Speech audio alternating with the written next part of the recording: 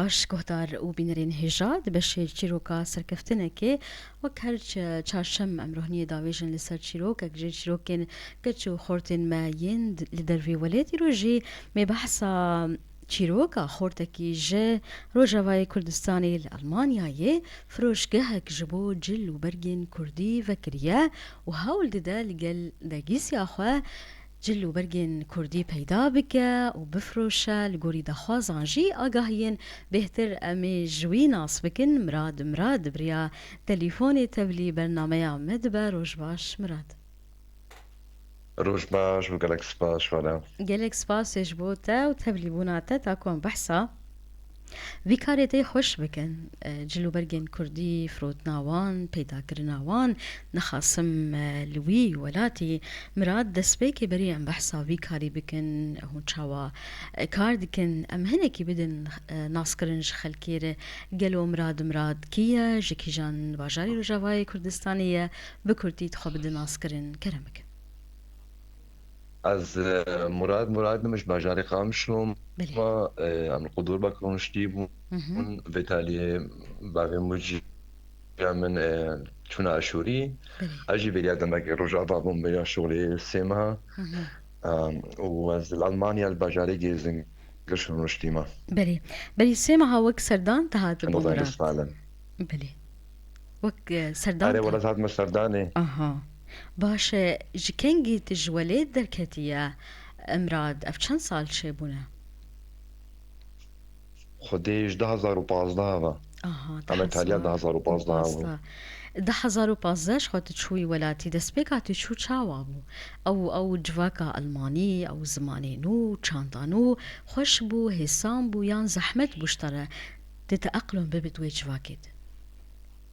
خدي قالك زحمتي هبون خاصة هردو صالة أول تديت زمانك إنها belê فلكلورك إنها عاداتك إنها يعني تشتكي مي سوري ah ولا تشتكي مو çandek أوروبا cuda وكهردو bû نبو belê فيها بو حتى بتشكي معودين وقت آخر dengê te qudbe ha إيه dengê te hinkî qudbe nizam ne cemeyî ne cemteyî خدي قالك زحمتي هبون belê وإذا ما baş تشي ده ah bêtir ziman bû وجا زماني وأنا ah خدي زمان كعاداتي وكتقاليدي وانا كسيستما ويا belê روجا وانا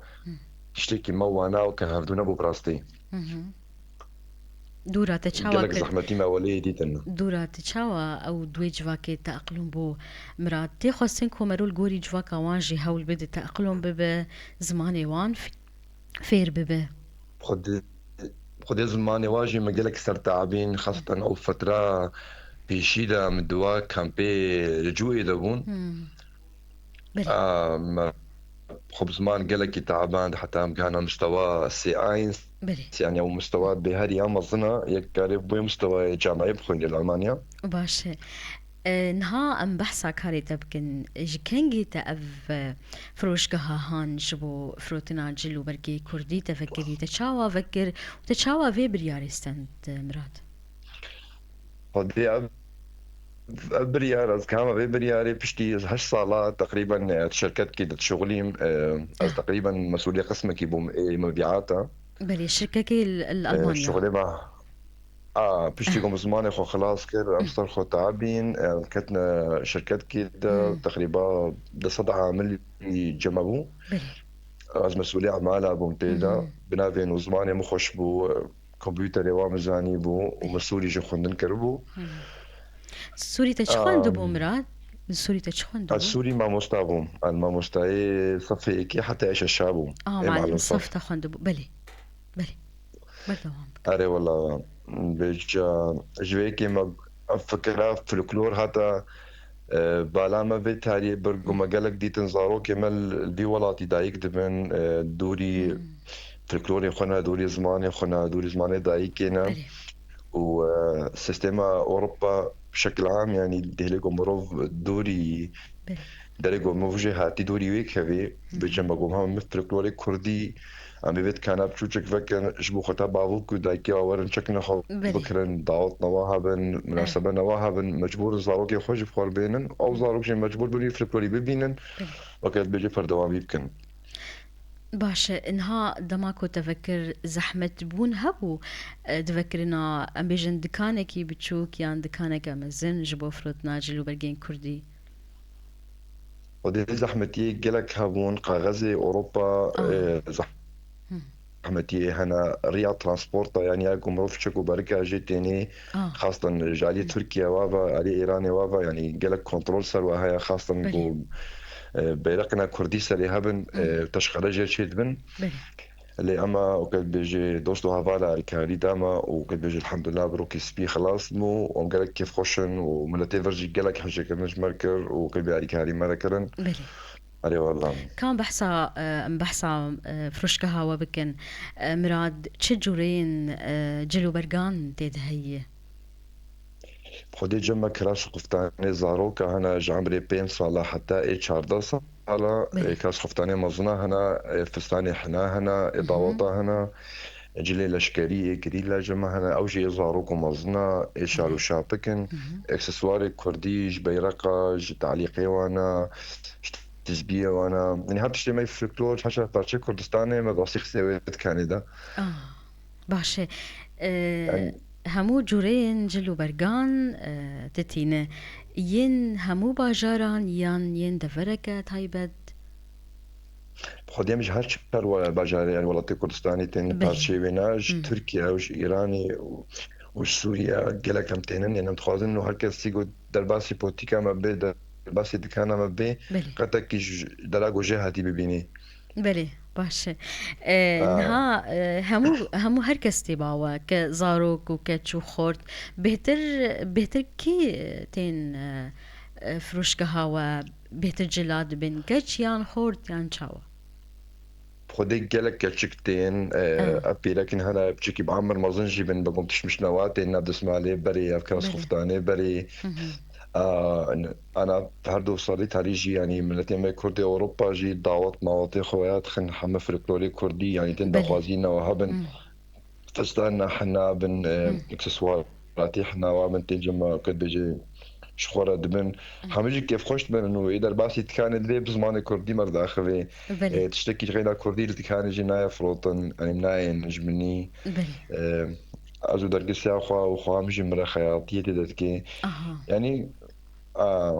وقد بيجي باش مجا كيلو خوش كريه انه حرف كردي بي بله انها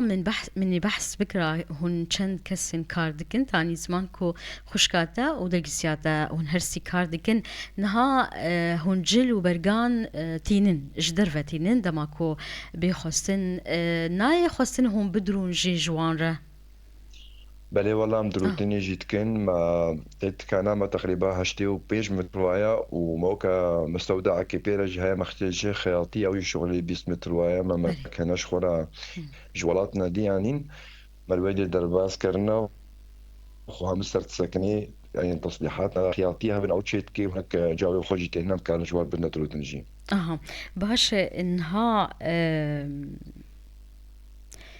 کسین کو تین جبلی کرد بیانی جی تین مراد امجن المان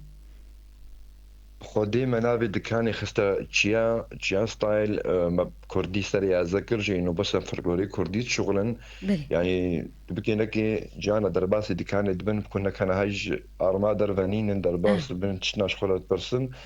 أما بالنسبة لك كيم درباس براستيم بس ما قبلها ملاتي كرتني يعني مجوار بكيريا جبون ام دی فلکلوری خودی ولاتی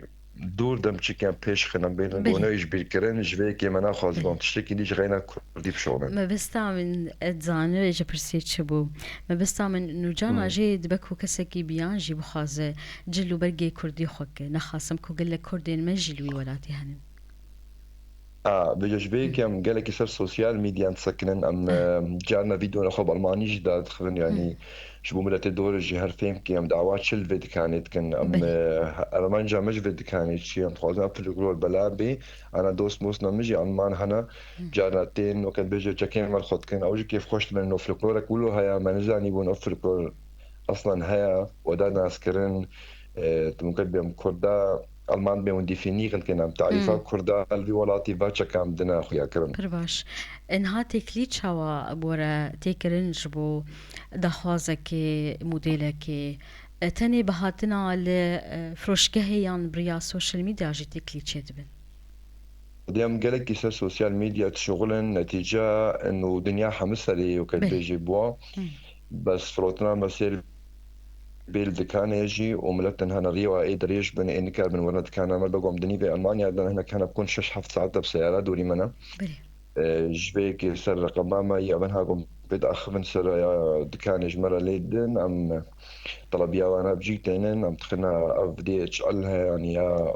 بله بوستايا يعني يا باكيتايا ام بله جوارا نابي واتش تي واسري ازت كن ام جوارا ريت كن بله بالا من كشان دي من نواك وهنجي د فروشكه د جلو برگين كردي خود كن يعني تاك خدي ودما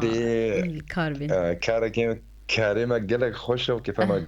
قالكش في كلودي مرة جفيك يعني حتى إمام بيش ضغطة جي والله إمام قالك سبلندة نفس بله الفراز إنه باتشك على الخطكن بله وكيف ما قالك جسماني مرتي وجبي بله في كلودي مرتي جفيك إنه بشكل خو قالك كيف خوش نقطة دوار خطكن اها نها مراد دوی کاری د پیدا کرنا وان جلو برگان زحمتی هنن راستی وتين دکارت خدي زحمتي قالك هنا يعني نعم تاني دي كاري كان بله بلكي بس الكاري قام تكن ام كاركي بس في الكلورد كان يعني ملاتيكو درباسي دي كان دي بس كردن وكردنا او في ام ظن اوروبا دا بله جفيك انه مردودي وين نوت مردودي بعد كان دي انه مع الاخوة ارني فروتني مطعمة وابي اه شو بقول الواجي دي هر يقدر باس بيجمع بس في كم محدد الشجملات درباسي مجمد بي بله اما مولوژی که خوشن و نرینا پیشیدش ان شاء الله داروجی بله قوارن دام تخازن بوتيكا خل قالك باجارا جي بكنو اه مظن كنو هرنا ولاتنا ديجي يعني باشه نهاوي هناك ببرسن نرخ تشاواي ايه هناك ببرسن نرخ تشاواي اسعار تشاوان خدي اسعار ما الحمد لله يعني الجوري بكي وتعليقاتي ما بله انستغرام تيك توك كي واجه الجامعة خندن اما اسعار ما جي اوروبا حمكي افزان ترن بقو غايتا ما جي نما دي غايتا ما جي الفلكلور بلا ببي اف بورتي ما يقول هذا كمظن بن افضل يقول هذا كخوي تعالى وعدي دايك بي فلكلور الخوكن كاربن او الخوكن جي يعني وجبو برا نسكن ويتشكين اه كاربن الخوكن يعني حتى اجمع تيما ريكاري بواردكن تشتكي خوشك وأرزان كجا ولاتي هابي أمتين ومدنا وأنا بتمام خوشكن بله وإنا كان قلق جامع صدفين جهات لدكاني يعني مدياري دانا وانا مدوري برباش ودرويجن وقالك مصرف في الرخستيا أم بله دياري جدا وانا نها اگر هنك جدر في المانيا دخوازا جعف كراسك كيف يان جلو برگه كيف وبخازش خور ببي تشاوا دكارن جوا بخازن هون جوان را بشينن ام بيجن در في المانيا شي وديما بن صفحة خدجي ما يذكر إنه شحن جمع هيا أم دشينا دولتي اتحاد أوروبي حمكة يعني بلجيكا اه هولندا دنمارك سويد الحمد لله ما قالك غراس شي عندنا ولا بله طج وقهان وانا وكيف خوش يبون وجمرة نفيسا نجي ومخصنا وكا حالا خوي انستغرام جوارا بله بوست نجي كر انه مقو زو سباسيا واجي مكان باشه بانگا تچی مراد دخوازا تچی تو بخواز ببیجه جوان که چو خورتین ما جوانین ما ین کولی در و دی درباره بیجن خودی درکتنا لی جلو برگین کردی خودي دا خوازيا من جوي يعني جوي بوتيكا وما بكري ودا خوازيا من بشكل عام جملتين مرة يكل كيجا ولاتي بي دو بله مروبش بيرنك مروبش كودي هاتيا هاتيا هاري محمد الدنيا مدى يا دواجي انه فلكلوري ما يخشكا زماني ما قالك خوشا هذيك هاش هاردو تشتهى بله بي ولاتي جو جدمي بيشي دا زارو كمجي كد بيجي بله جبير نكن أو شكودي هاتنا وأصله فصلي خوش بير نكن بله نخصم او خالة تقوت مراد كو قلق زاروكين مال وي ولادي تشيد بن لجواكا كي دوري جواكا كردي تشيد بن قلق يخش لسرفيش هاندي رابن كو كردن وجلو برقين كرديين فلكلورين أصنامية وانتي ديار كرن چقاسي گرنگ گاوين ولو فروشگهين ولو پرترها بن وي ولاتي أري والله يعني إما براسكي خدت ما أفو تقولوا بكرج يعني ما أرمانجا ما جيب عبو بس نايم أصنابن بلا يزاروك أجناب دهبن يعني جبو اه خدت بابو دي ورن زاروك خوش كاربن بخور بينش باو زاروك جوات الخب كن بله سلوت كي خب بقرن المدرسة شاني هبالنا خوكن وام كردن أفشك ما هالون ثقافة ما هالو يا جبيك بدي كيف خوشيك جلك خوش يعني أم تعبن أما كيف هم جلك إنه أم دي كاريت كن بله باش بروجين وارد دما بيتش هنن هون وچه داني خدي بچابي خو الحمد هوني بيك بينن كرم بك